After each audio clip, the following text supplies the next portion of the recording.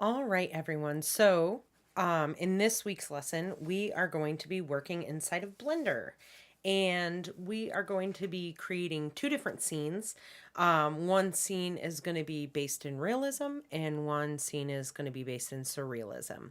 And so I'm going to walk you guys through the Canvas module here first, and then I will be showing you a little bit how to maybe set something up inside of Blender using something called Blender Kit, which has a bunch of free assets for you to use. So, with that being said, let's go ahead and get into this right here. So, the goal of the project is to construct two different animated scenes, not in Cinema 4D, but in Blender. Let me edit that real quick. In Blender. Used to be Cinema 4D, now it is not. And let me save that. 1 second here. I have a couple videos that talk about realism versus surrealism, right? Realism is the quality or fact of representing a person, thing, or situation accurately or true to life, right? Attention to detail is key when creating like a surrealistic, or I'm sorry, a realistic scene. Surrealism is having qualities of the bizarre or a surrealistic mix of fact and fantasy, right? So if you were to look at like for example Salvador Dali was an artist that, let me see, that did surrealistic artwork. So it's not quite completely like weird or super abstract, right? It is abstract, but there is some truth based into it, right? So like having the seashells and stuff, those are realistic looking seashells. But the surrealism here is like the pages flying off and um becoming like the seagulls here, or here like time is melting, and so on and so forth. So, like when you're looking at the examples here, when you're watching these videos, which you'll want to watch PBS Studio based on realism and surrealism. Um, and there's a couple different examples that are also provided here as far as like images go, right? So, a realistic scene of an office, which is something you'll most likely want to do like this. Some kind of maybe room is traditionally what we've done in the past here as far as a realistic scene. Now, does that have to be what you do? No, it does not, but as long as it conveys realism, then that's fine. Another surrealistic thing here is just like placing a bunch of, there were looks like trees and gears and some statues um around this object, this spherical object, and they end up being animated. So if you want to watch them, go ahead and watch this video that is posted inside of Canvas, and you can see. Now, when we're looking at this, what kind of things are we seeing as far as like animation goes in these scenes? Well, the first thing is the realism scene. Nothing in here is going to be moving because nothing in the scene would be moving on its own, right? Um, I mean, if like maybe, if the light was flickering, possibly, but in real life, this is just an office. So you would walk into it. And so the only movement that we actually have going on here is the camera moving and animating. Now, in this scene, we not only have the camera moving and animating, but we also have our objects animating into the scene as well. And so I'm just gonna kind of walk you through how to set up a realistic or surrealistic scene. We're only gonna work with one, and then I will let you guys have a little bit more creative freedom on like how you decide to approach that and what you guys end up doing, which will be really fun, right? So you're the artist, you get to have fun with that. Due March 11th by midnight here. So let us kind of get into, let me bring this over to the side here, close that out.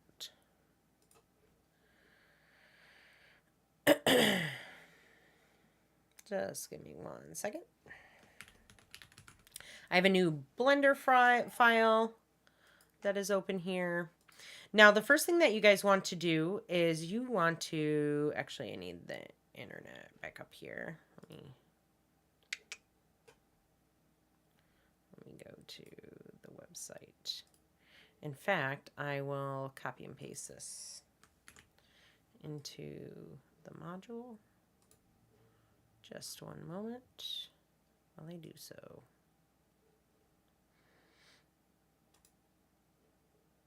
I'm just doing this off screen so you guys can't actually see it right now. Oh, oh, oh.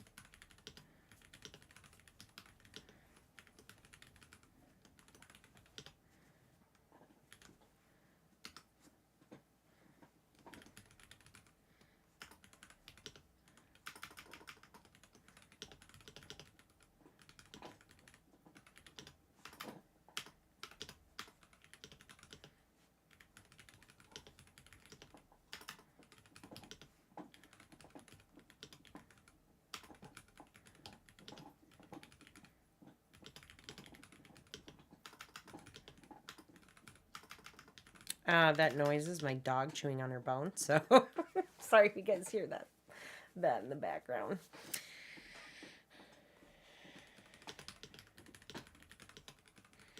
Now, I highly encourage you guys use Blender Kit, and unless you have experience inside of Blender and have experience modeling, I'm gonna have the assumption that most of you do not, which is okay. That's how we're approaching this right now, and that is why we're using Blender Kit. So the first thing that you want to do is go to the link that will be inside of the Canvas module, Blender Kit, and you will want to download Blender Kit right here.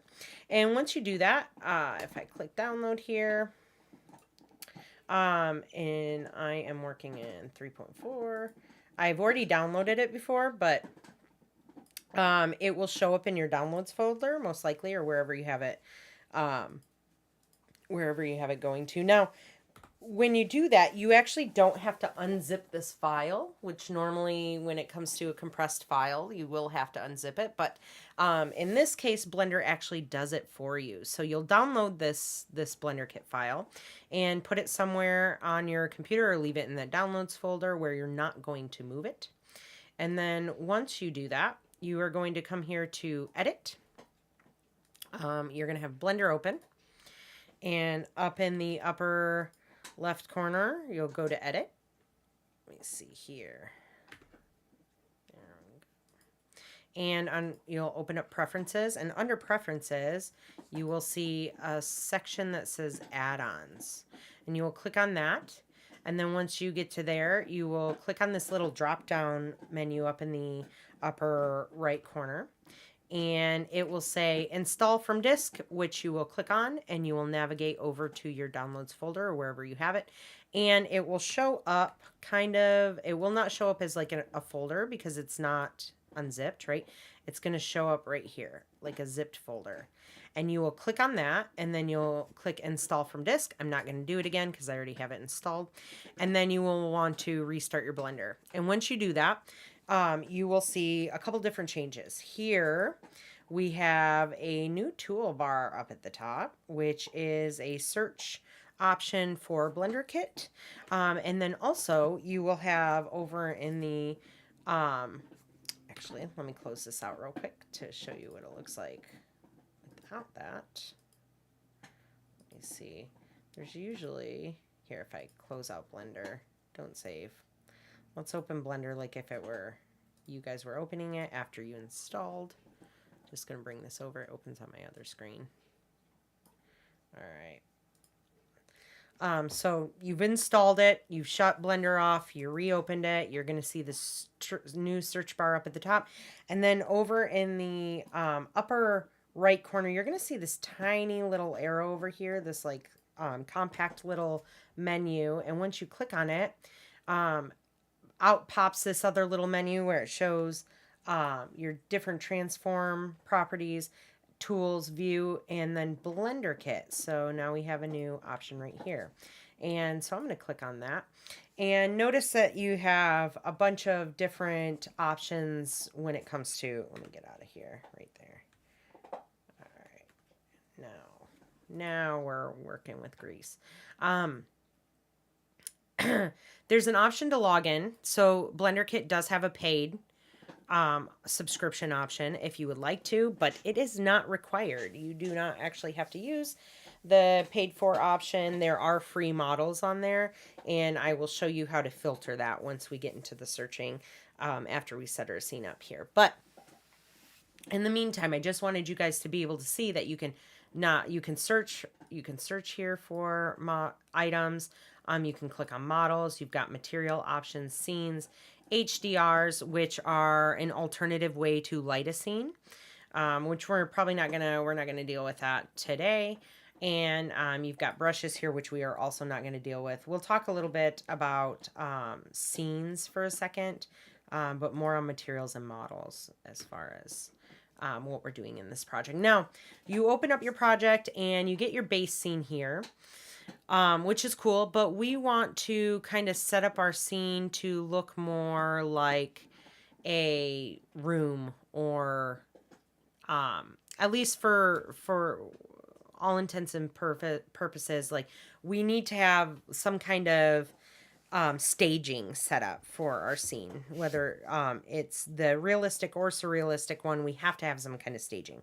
Now, a quick shortcut, and the reason I'll show you that is a quick shortcut to do a quick render preview here in Blender is F12.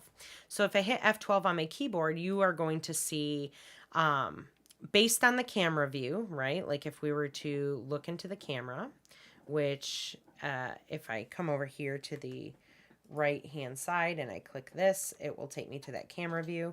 And when I hit F12, that is the view that I get. A quick render preview of what it is. Well, this looks cool, but it's floating in space, right? And so we need to kind of add like some things in here so that we can essentially build out our scene, right? And so the first thing I'm going to do is I'm actually going to delete the cube. I'm going to leave the light in the camera here for a moment because we'll talk a little bit more about lighting in cameras shortly. But I'm going to I want to add like a plane. So plane, Plane, and a plane is just like a floor object, right? And so I want to add that in there and extend that out so that I have some kind of backdrop or background in my scene that I can kind of build onto, right? So I'm going to hit Shift A to bring up our add menu, and under mesh, I'm going to select plane, and it is going to add that plane in there for me. And then I'm going to grab my scale option, and I'm going to scale this up so that when we look through a camera view, I'm going to scale it up quite a bit. I'm going to toggle my camera view real quick, and it looks like we cannot see beyond like this square right there, this rectangle right here is the view of the camera. And so you want to make sure whenever you're adjusting your camera or anything like that, that you are always seeing the floor in here and not seeing only part of the floor. And now how do we know that? Like, let's select my camera and get ready to kind of move throughout the scene here. If I start grabbing and moving around my scene, it is not actually moving the camera at all. So there's a couple different ways you can move the camera inside of Blender. If I were looking outside of the camera, like not looking in the camera, let me select off of the plane real quick and select the camera object in our scene collection over here in the upper right corner. And I were to select the move tool and start to try and move my camera, right? I can move it this way, down, so on and so forth. I can rotate the camera if I were to, want to do that. And you know, I can use any of my transform. You can't use scale, but you can use move and rotation, right? When it comes to the camera. Well, that's fine, but that's a lot of clicking. It's also a lot of guessing at where your camera is. And so what I like to do is I like to move the camera while in my camera view. And you do that by clicking here on the little lock icon, and it will lock your, I believe that locks the view for you. So it locks you into that camera. So now as I move around my scene, or zoom in, or zoom out, or I'm sorry, zoom out, or zoom in, it is actually moving the camera. So if I do this, and then I pull back out of that camera view, you notice the camera's no longer in the scene there. I would have to pull back and see that the camera is now way back here. Not a problem. There, it's just a little bit easier. It's less clicking. It's a little bit more intuitive when it comes to kind of placing your camera angles and getting your shot set up, right? So again, I like to look through my camera, lock the camera, these little icons here, look through the camera, lock the camera, and then move the camera however you want, either zooming or panning or moving. So in the meantime, I'm going to go ahead. Actually, yeah, no. We've got the plane set up here. So basically our floor, right? And now I need to start kind of adding things into the scene. So the first thing that I want to do is you can either come to the Blender Kit search bar up at the top here, or you can go to the right-hand side and look for models or materials or scenes, whatever you're looking for, and you can go ahead and type in there what you maybe want. So I am going to, let's see here. Actually, first, before we've got the flooring. We'll talk about lighting here in a second once I get some stuff into my scene. So, as far as models go inside of Blender, let's look up a pillar. So I search for pillar. Let's see what kind of options we get here. I'm not really seeing anything right here. And the reason is, there we go. Okay. The reason is because it hides this. So normally what would happen is when you search, a bunch of options will kind of pop up right here. If you are not seeing that, there is a little option on your search bar that is this tiny little kind of half circle. And what that is it's a hiding icon. So similar in After Effects, if I click this on and off, it will toggle my ability to see models. Now, this also works, in fact, let's go ahead and talk about that right now. This also works for objects inside of your scene collection here. So if I want to hide the objects from my scene while I'm like working, I can click these little eye icons, and that will hide the object from my viewport here. But that actually does not hide it from the render. How do we hide it from the render? What does this mean, right? So let me click turn the plane off, right? So normally what you would see through, if I were to turn the plane back on and hit F12, you're just going to see the plane right here, right? This light colored object. In fact, let me throw something into here first, and then we will show you a little bit better. So when you want to bring an object from Blender Kit into the scene, you just click right here. You just click once and it will automatically bring it into the scene for you. Now, if I look through my camera, that kind of sucks because now I don't have it in view. But if I move my camera right here, now that is in view. There's just a little bit of a hiccup. If I hit F12 here, it is going to render the results, and the reason it's going to take a second to render is because there are materials added onto it. Let me see here.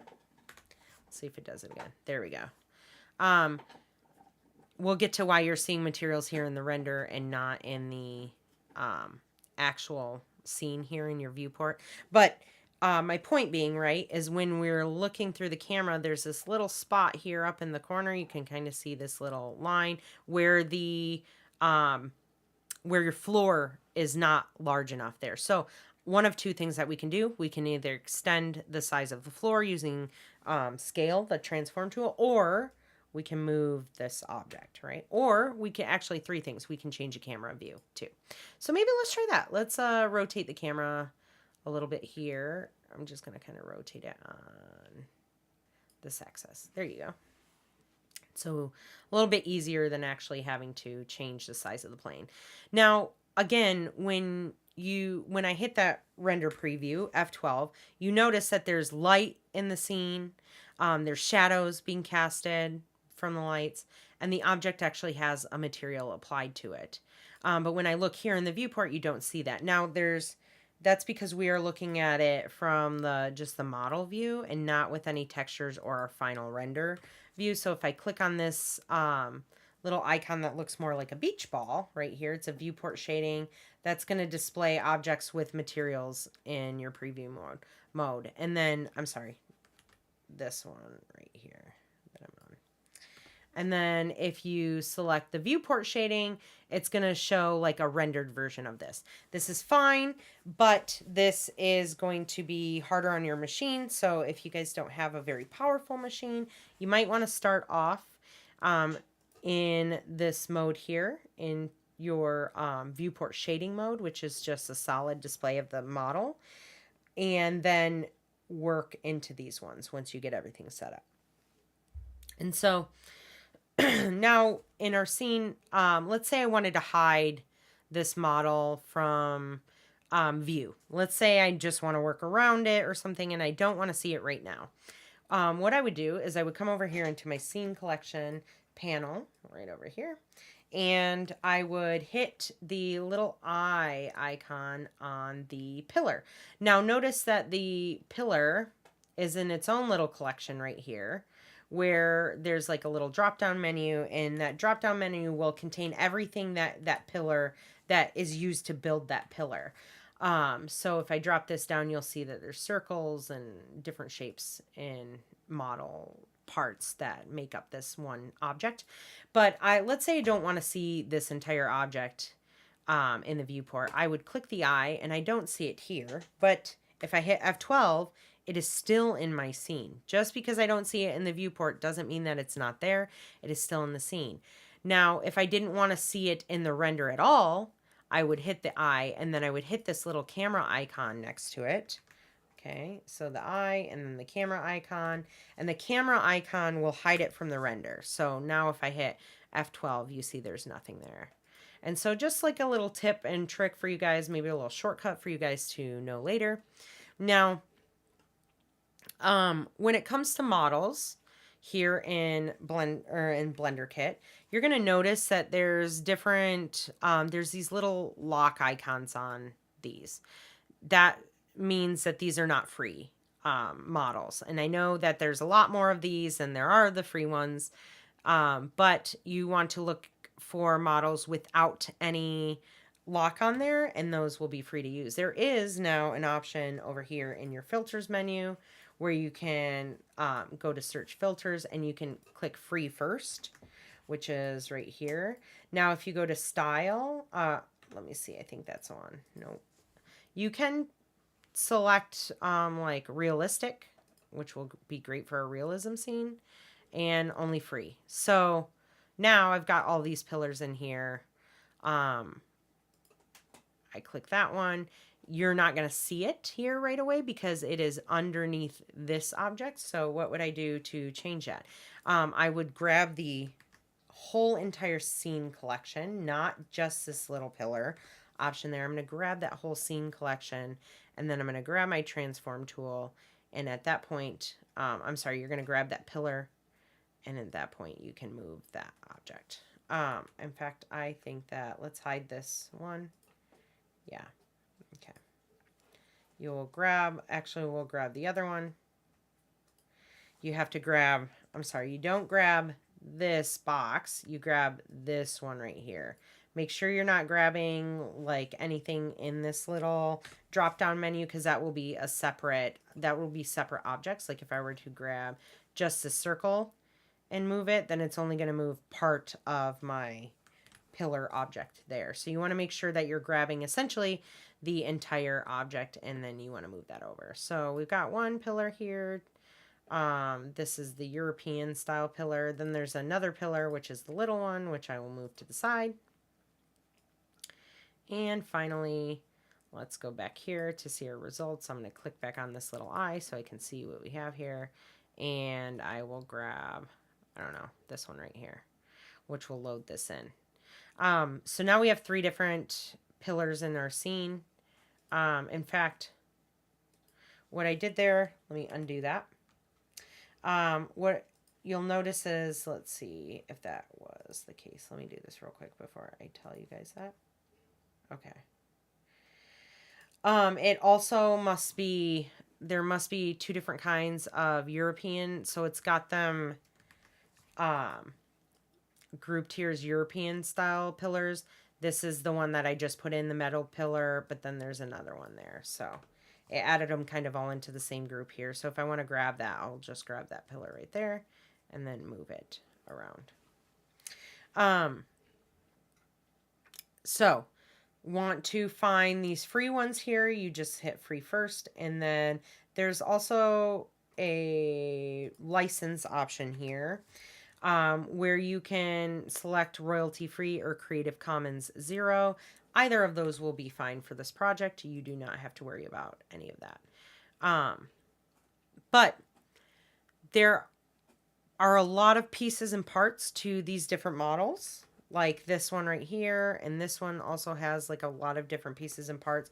So when you're selecting your objects, you want to make sure that you're grabbing the entire essentially folder for the object and not just the sections of the object themselves. So I would really highly avoid just coming in here and clicking on things and grabbing to do that, because that doesn't mean that it's going to grab everything. Like this, all of a sudden I grab this and it's not got all of the it doesn't have all of the components of that pillar in it.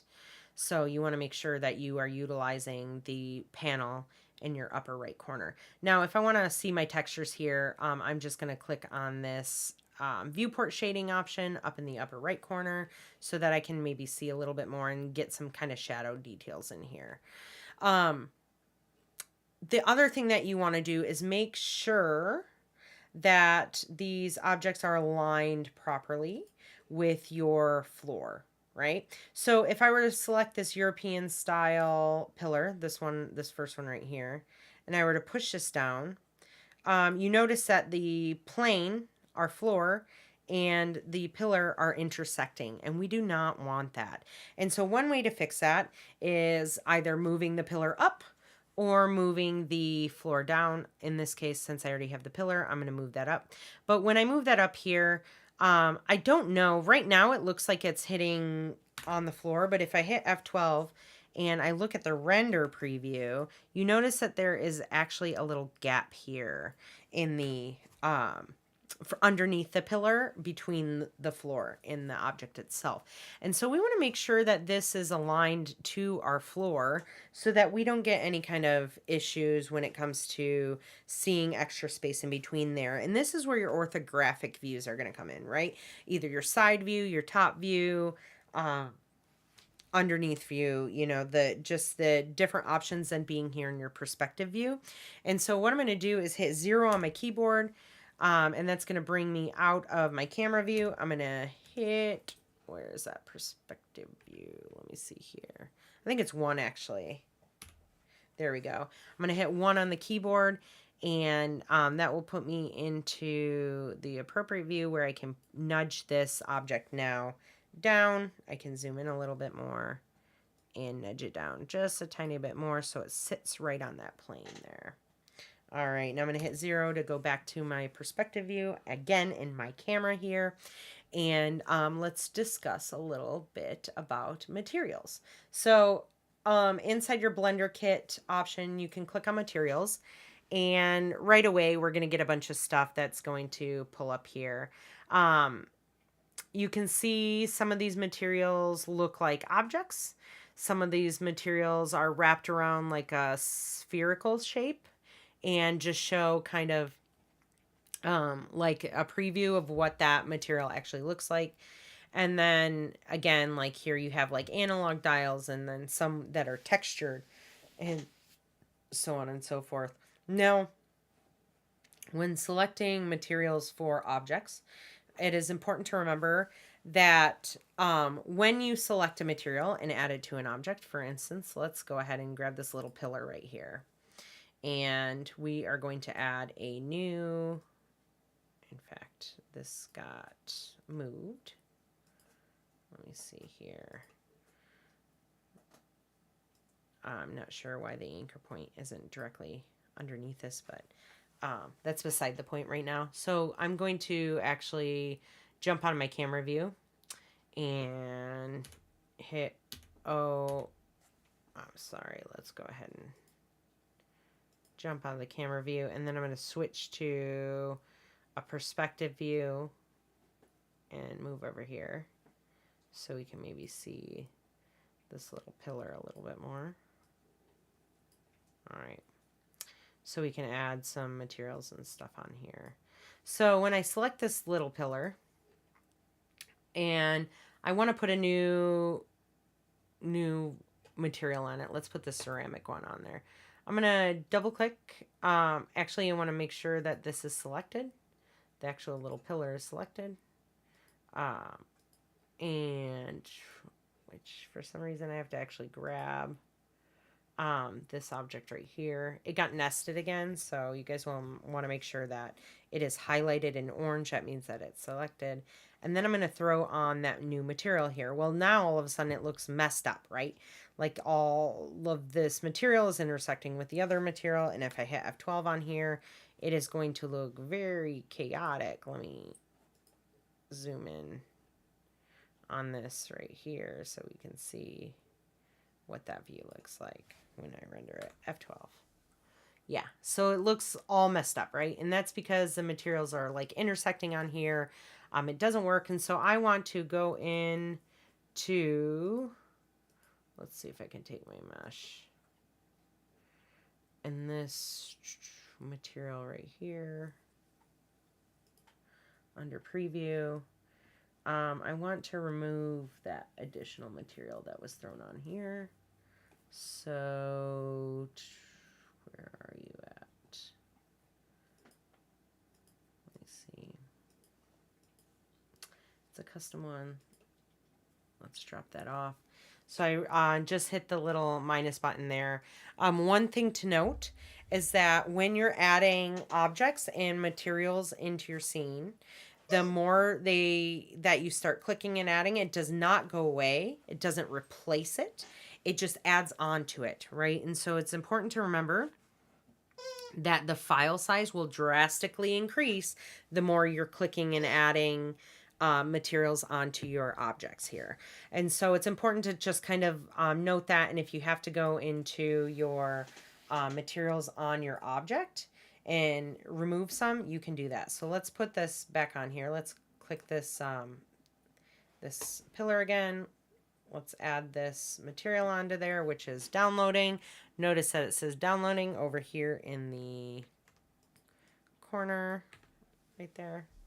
So it is throwing that on, and now we have our material on this pillar. Now, if I hit F12 here, let's go ahead and look at this.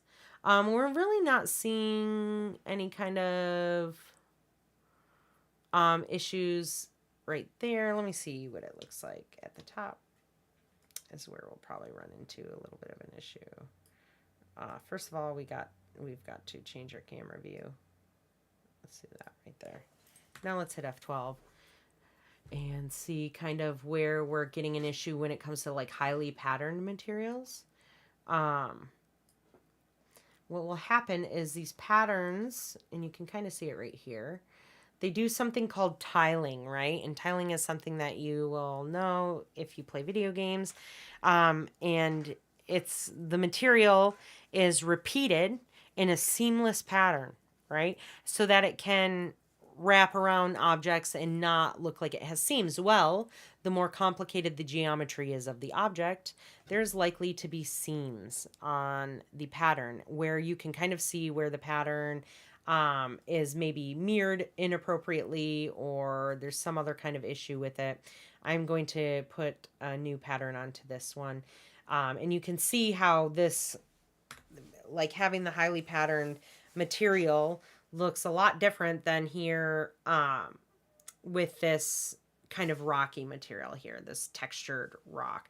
Now, you'll notice it probably more in the right here when I look at this one. Let's zoom out of here.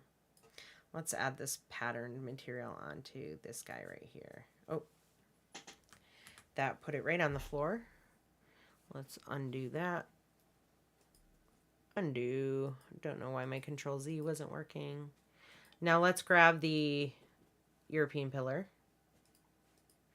The one here. All right, I gotcha. And now let's select that material. Throw that on.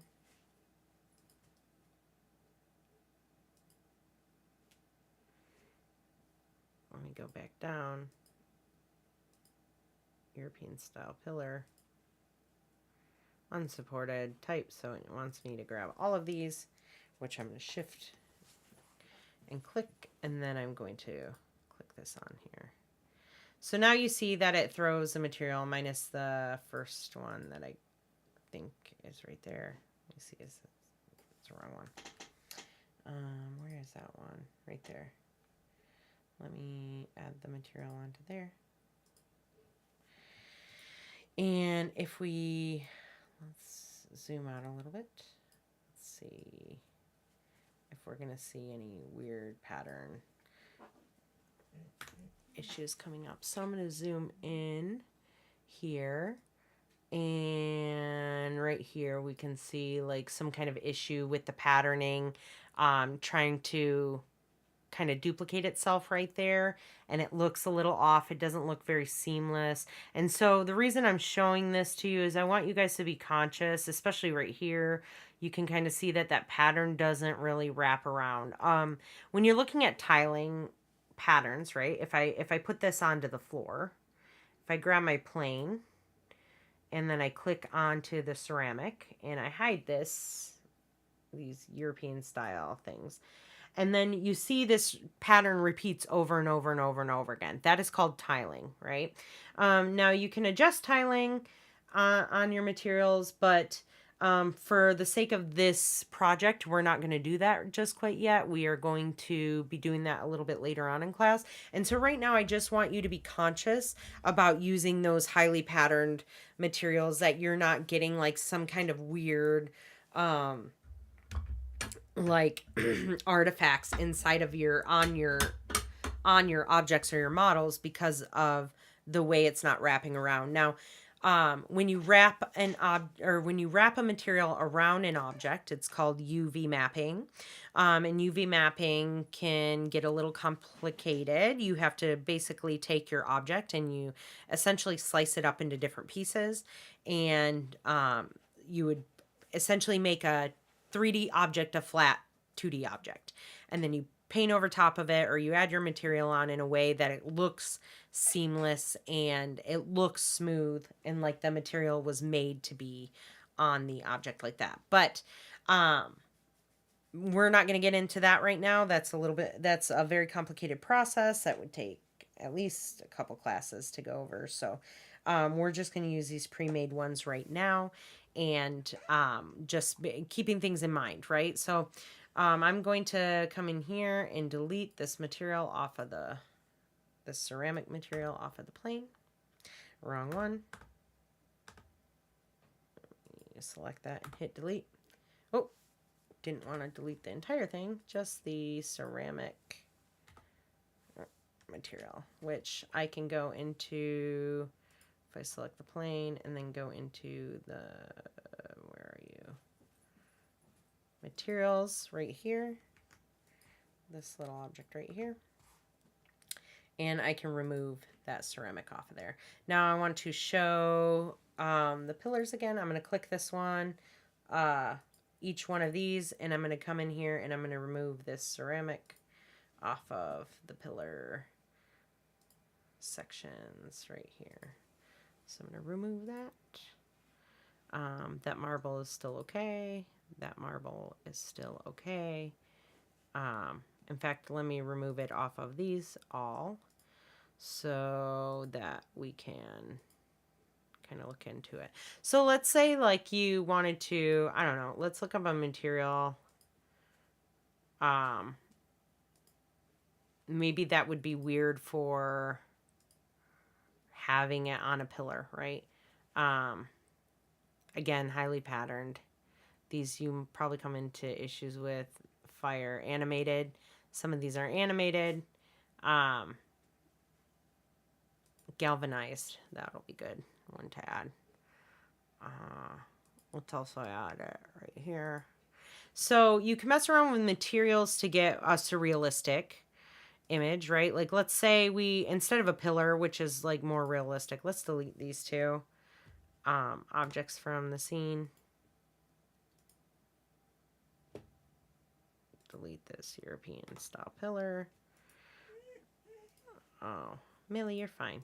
Let's look up like, let me look up some kind of food. Just type in food. Perfect. Let's bring in this avocado. It's an avocado, thanks. One thing to note is that these are, oops, I grabbed the plane, not the avocado, is that these objects are to scale. And so when you are looking at this avocado, it should be the size of an avocado, whereas like this pillar would be the size of a pillar. So, you know, when you're doing something surrealistic, maybe that I decide in my scene, I want to change the size of the avocado so that it's, I'm going to change it much bigger than this pillar, right? That is surreal, right? Having an avocado that looks like that is more of a surrealistic thing, unless, I mean, the world's biggest avocado, but we're not looking for that, right? And so maybe that avocado has a material that looks like, maybe it's a marble avocado, right? So now it no longer looks like an avocado. And part of that is because of the UV mapping on there. But let's see, you know, maybe it's a ball here or something, which this material is bad to use for that. But you're kind of understanding the point, right? So to kind of get that surrealistic scene, maybe we set something up where some of the objects are extremely large or really small, or there's a ton of them in the area, or they have like a weird material on them that make them look opposite of what the realistic version of that object would be. And now realistic, I don't have to really tell you much. You would just want to set up your scene in a realistic manner, right? Like if it's a room, maybe you've got the chair, or like, let's say it's a living room, right? You've got a couch, you're going to have some kind of lamps, you're going to have some kind of carpet on the floor, you're going to have some kind of maybe side tables and a television and maybe a rug or something like that, you know? So keeping those things in mind is how you kind of want to build out your scene. I'm not going to build out an entire scene right now, but this is just kind of giving you guys the ideas so that you can really flesh out a scene for yourself. Now, if you have a realistic scene and there's a bookshelf, there should be books in the shelf, right? There should be things on the shelf. There should be stuff on the table. So keeping those things in mind when you're building it out, try and make it as realistic as possible. Now, I'm going to say to try and avoid a lot of materials like glass and water. Water has something called caustics. If I look that up, let me show you guys kind of what caustics look like. It's the essentially when you look on like the bottom of the ocean floor, caustics. Let me see here. If I go to the images, caustics look a lot like the you know, it's like little lines and stuff that move. It's like essentially the way the light hits the water and reflects it down and reflects the motion of the water onto whatever surface it's on, right? So, and that takes a lot of computing power. And also with glass, you have something called chromatic aberration, which is essentially when you're looking through glass, it creates like this kind of blurring effect on it, and like this, let me, if I zoom in here, you see kind of like a separation of colors that is happening here. And unless you're doing in that in post production, it is a lot for your rigs or your computers to really handle at this time. So try and avoid using a lot of glass textures or water textures, because it has to do with the way the light's going to bounce through your scene.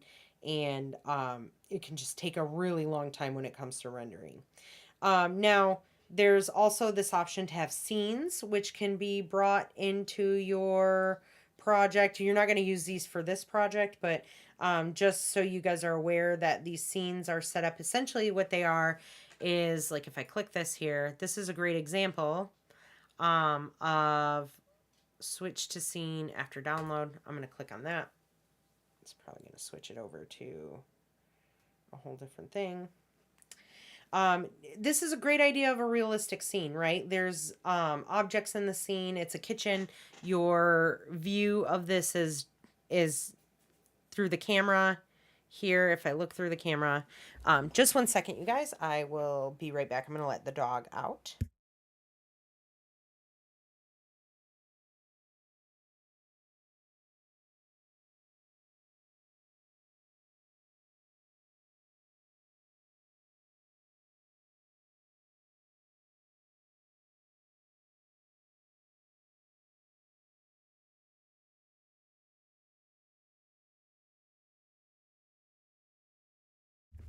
All right, I will have to let her back in here just a little bit. But, you know, when I go to look through my camera, sorry if I click this back here, it is going to show all of my objects in my scene.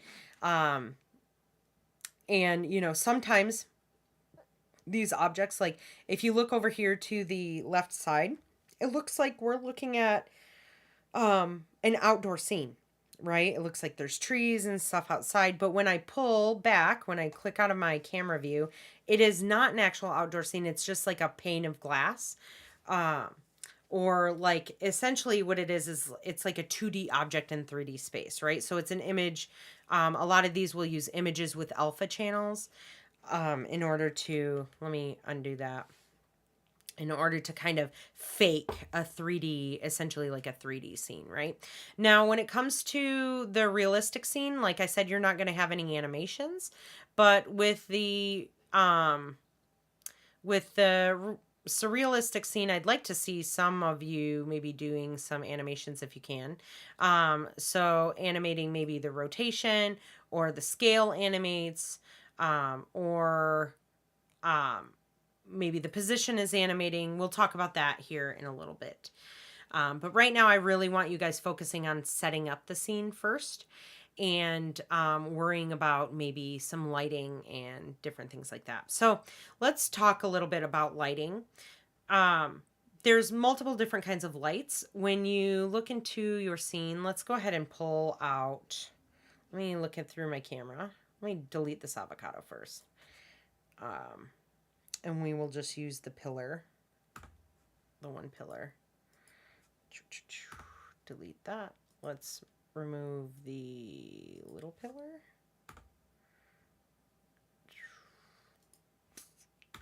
All right. Or, there we go. Okay, so now we only have, let's delete these real quick too. The only collection of objects that we have in the scene is the pillar. Let me go here. Let me reset up my camera view. Let's rotate a little bit. There we go. Kind of center that. And now if I hit F12, let's add something to the ground. Maybe we'll add a material like a concrete or something like that. concrete. I will type in the search bar. It will give me all sorts of options. I will probably grab that one. Make sure you grab the plane object, and then you are going to click on your concrete, and then here we go. You can see the tiling actually happening on the concrete. You can almost see like these lines, right, that are here in this pattern here. But the cool thing is that it is tiled intentionally so that when I hit F12, you can still almost see the pattern there. It's not super seamless. Maybe for something this large might not be a great idea, or you would want to change the tiling of it. So if I grab that here, let's see if I can get to the tiling options, surface.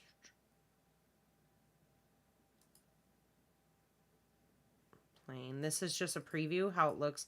You can look at the materials and preview them on different types of objects. So these would be like fibers, right? A cube, a circle, a plane, so on and so forth. So that's one thing to be able to change, to just kind of preview what it would look like. Subsurface. We're not working with that. Let's see here. If I go down here, scroll down a little bit, custom properties. We're not animating it. There's no animations in it. We don't have to worry about line art or volume at this moment. Let's see where that is. Surface settings.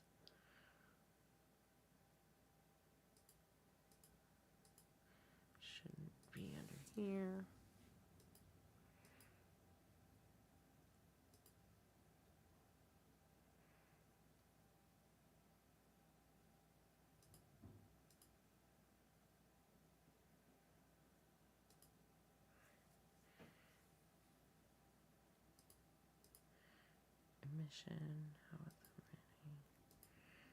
This has to do with the actual surface of the material.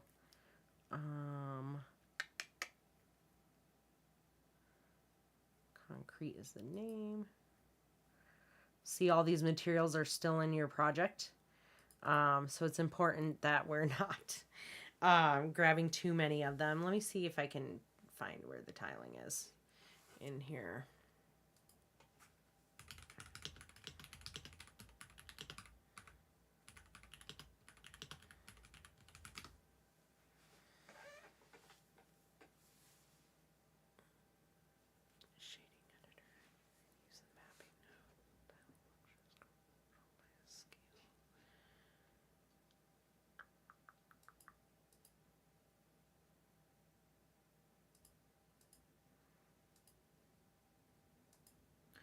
Let's change a material.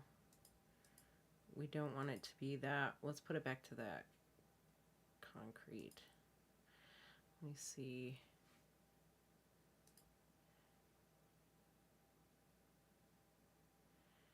Again, when you guys are going to output this, 1920 by 1080, 24 frames a second is going to be your base for inside of Blender, which is great, but you got to remember that when you bring this into After Effects, you have to interpret the footage into 24 frames a second, because it automatically will bring it in as 30 frames a second. Let me see, it's not under object. Where is that one? Shader editor.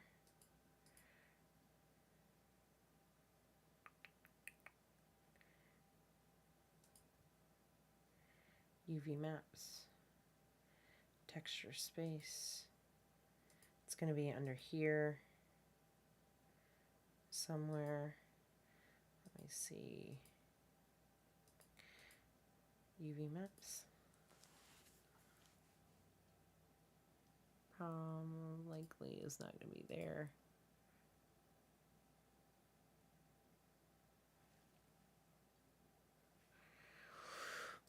I'll look that up for you guys. But in the meantime, try and avoid like something that looks super tiled like that. Maybe you grab something a little bit smoother. there. Now if I hit F12, you don't see any kind of tiling on that. So just, you know, keep that in mind if you're doing your like your realistic scene here. Now, let's say now when we look at this, we look at the lighting is coming from one direction here, and that's off to the side here. Now that is the light that we have automatically in our scene. And when I click on the light and I click over here into the lower right panel where it says data, object data properties, you'll click on that and that will give you information about the lighting that is you are using. So when I click on that, it says that we're using a point light. There are a few different types of lights here inside of the scene. You have, well, inside of the program. So you have a point light, you have a sun, you have a spotlight, and an area light. Now, all of these do different things. The one that's the hardest but looks most realistic is going to be that area light right over here on the edge over here. Now, as I'm selecting these and holding onto the light, it will change what type of light it is. And you can tell what type of light it is by this little icon that is next to the light here. And so right now we have a singular point light. And the point light, it radiates light out of all directions. So, well, it radiates it in all directions, but it's very sensitive to distance. So if I come out of my camera here and I select the light, let me zoom out of my scene so I can find the object, which is right here, right? Let me hide these materials so I can kind of zoom in and look. You see that there's this little orange ball. Think of the light just radiating fully out of that little orange ball, right? That's great, but like I said, it also is very sensitive to distance, and it is also going to affect what the shadows will look like. So, you know, if you maybe you need to adjust the distance to the object or the radius of the fall off, right? Or possibly the amount of light that is actually in your scene. And how would I do that? So I'm going to grab this object. I'm actually going to grab it over here in my scene collection. I'm going to zoom in here as well. Let's look through this render view. And as I move this light, if I grab this, I kind of zoom out a little bit and I start moving the light. I'm going to rotate it. You notice that nothing's really happening. It's not really affecting the shadows. It's not changing the way that this light looks. And that is because it's emitting light out of all of the areas. Now, if I were to take this light and move it, instead of rotate it, so I were to move it down, it would, and I hit F12 here, you're going to see that it's going to create like a really bright spot, and that shadow is going to get harsher there. If I move it further distance away and I hit F12, it's going to be a much darker scene. Notice that like it's now brighter over here. It's much darker. It's a little bit less detail in the shadow. It's a little softer on the edges, but you know, it still doesn't look that great, right? So we have to think about where we're placing lights when it comes to using a point light. Now, a sunlight, if I were to add a new light into the scene, let's hit Shift A. Let's go to light and add a sun. And the sun enters here. Let me pull that up here. Now, you want to think of the sun. It's going to mimic the sun, right? The yellow line that you see here, this little orange line that you see here,